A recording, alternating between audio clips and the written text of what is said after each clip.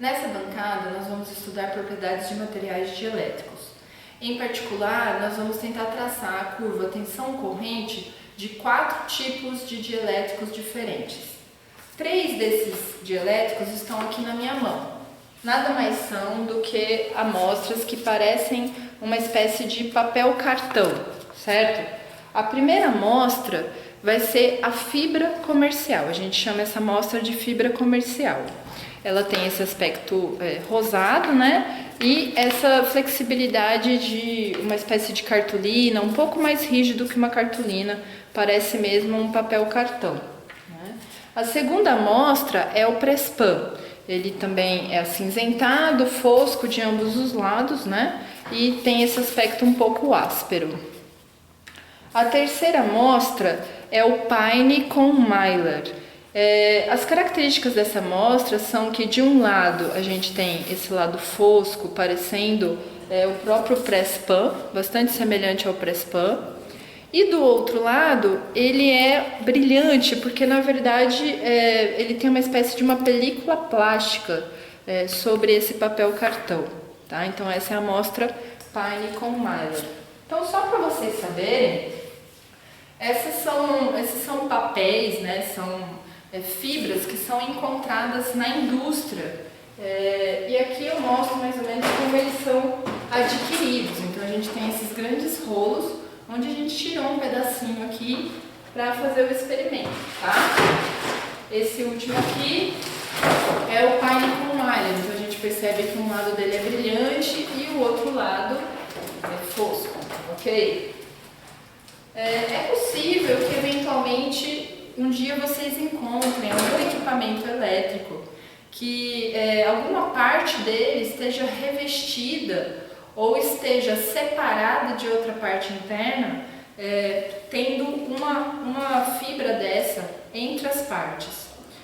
Em geral, isso é usado para isolar uma parte condutora de uma carcaça, por exemplo. Então, eventualmente, você pode usar uma fibra dessa para proteger a parte interna de um motor, por exemplo, que vai ter a bobina metálica conduzindo, né?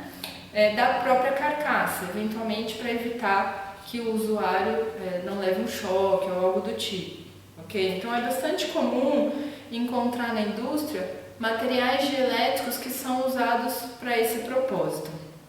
Mas eu disse que a gente ia, na verdade, tentar traçar a curva tensão-corrente de 4 tipos de dielétricos.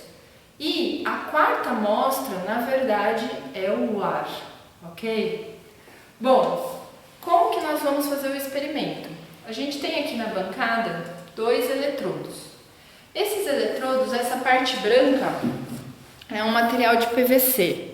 Portanto, é isolante, eu posso manipular a qualquer momento que o circuito estiver ligado, que eu não vou levar nenhum choque.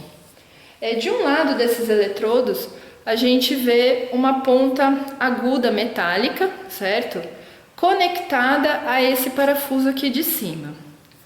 O outro par de eletrodo, ele tem, na verdade, uma placa metálica, também conectada a esse parafuso de cima.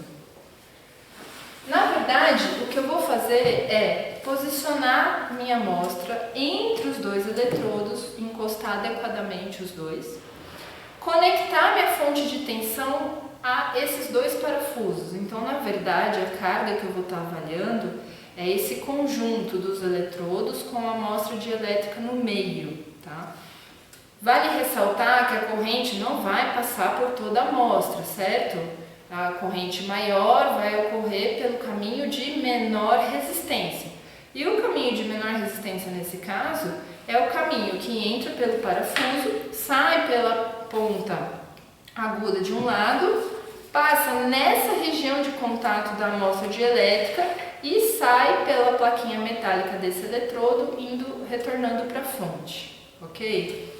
Nós temos aqui um amperímetro que vai medir corrente, né? E a grande estrela da bancada é essa nossa fonte que está empacotada para a viagem. Então, essa é uma fonte de alta tensão, tá? Eu vou tirar aqui a portinha dela. E por que a gente vai usar uma tensão para esse experimento?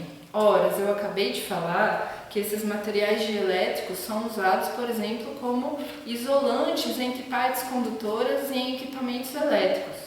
Então, na verdade, materiais dielétricos, eles apresentam comportamento de isolantes. Aí fica uma pergunta para vocês responderem. Todo isolante é um material dielétrico? E o contrário, todo dielétrico é um material isolante? Então é bom que vocês saibam exatamente as características de materiais isolantes, materiais dielétricos e qual a diferença entre os dois, se é que existe, certo? Bom, mas o fato é que se eu pegar uma fonte de baixa tensão, eu vou ver zero de corrente ao alimentar essa carga, tá?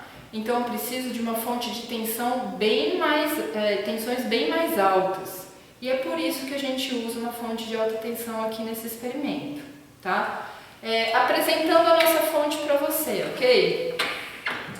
Nós temos uma fonte que ela tem capacidade de entregar para a carga até 10.000 volts.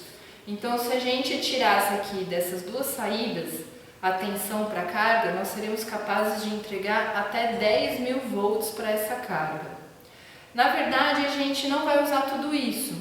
A gente vai fazer uma conexão onde a gente só pega esses dois terminais de saída e, portanto, a gente vai até, no máximo, 5.000 volts, ok?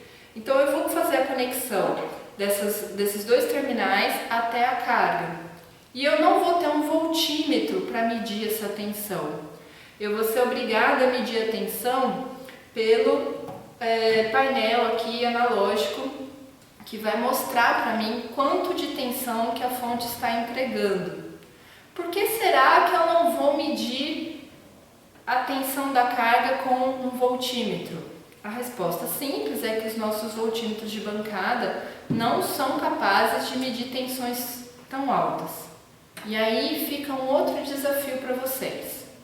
Se eu tivesse numa situação profissional onde eu precisasse medir uma alta tensão e só tivesse à minha disposição um multímetro capaz de medir tensões menores, haveria alguma solução para esse problema? Será que vocês conseguem imaginar alguma solução para esse problema?